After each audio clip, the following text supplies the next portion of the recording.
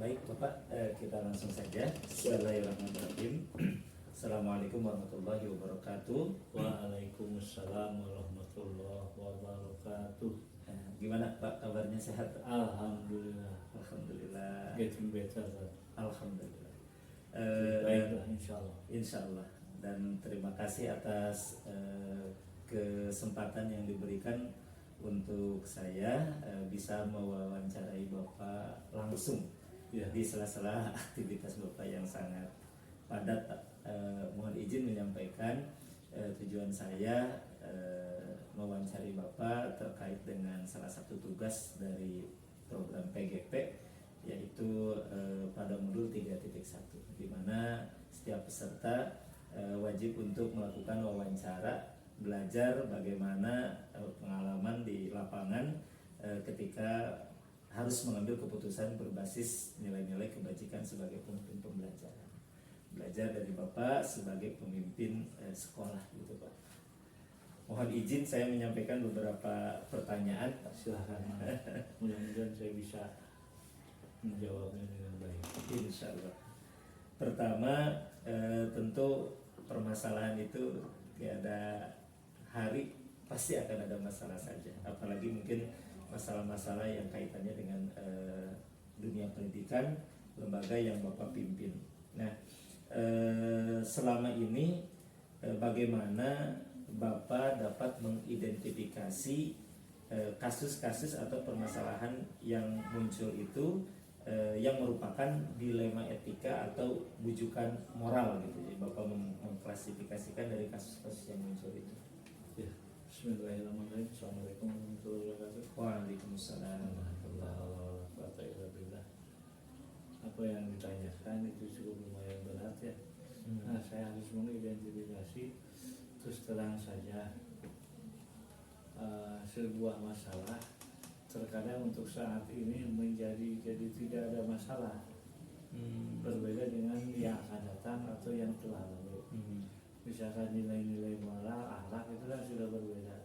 Dulu kalau misalnya ketemu dengan guru itu takutnya minta ampun. Kalau sekarang malah biasa lah, gimana biasa gitu. aja. Jadi ada hal tertentu, ada budaya-budaya yang sudah berubah. Begitu juga mungkin dalam hal-hal yang ditanyakan tadi, misalkan sederhana, misalkan etika moral yang notabene bagaimana gitu ya. Tapi kami alhamdulillah bisa mengidentifikasi bukan oleh saya sendiri, tapi oleh tim. Kami punya tim. Jadi tim itu yang punya kapabilitas dan kapasitas tinggi dan punya komitmen untuk melakukan sebuah kebaikan, untuk memajukan sekolah, sehingga itu dengan sendirinya dilema etika dan bujukan moral itu menjadi sebuah fakta dan data yang jelas.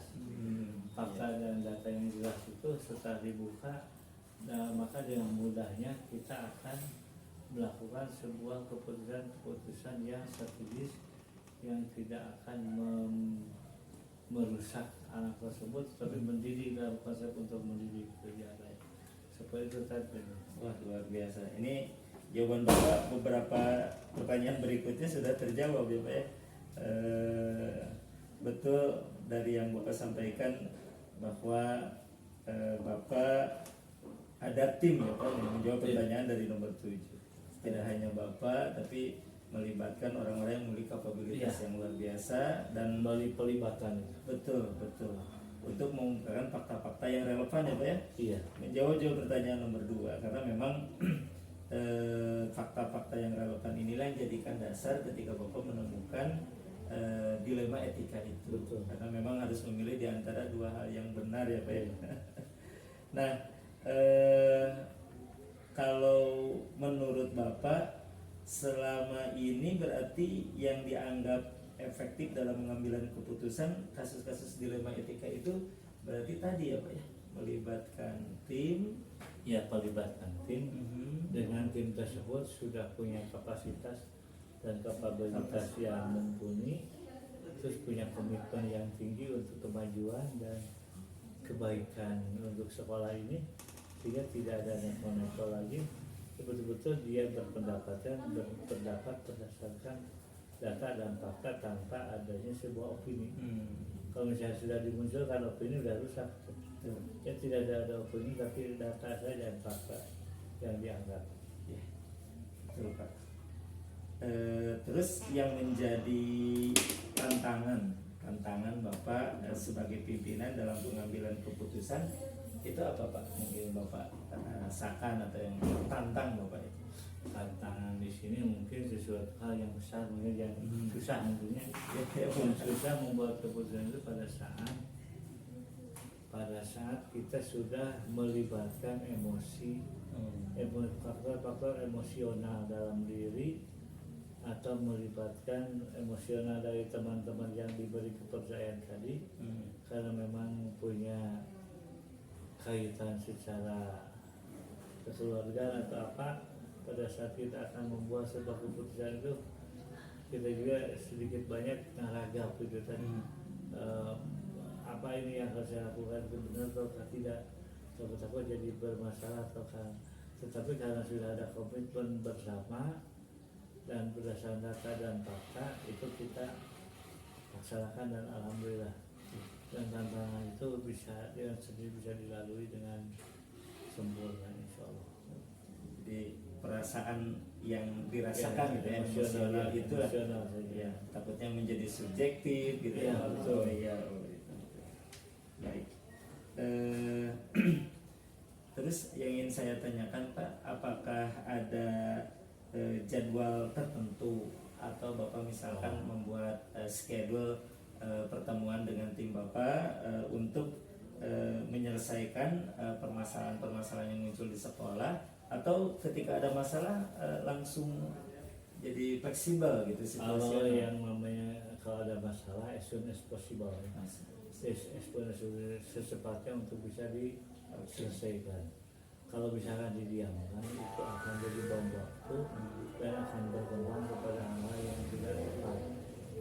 Tetapi bukan berarti pas mendengar langsung dilaksanakan, enggak.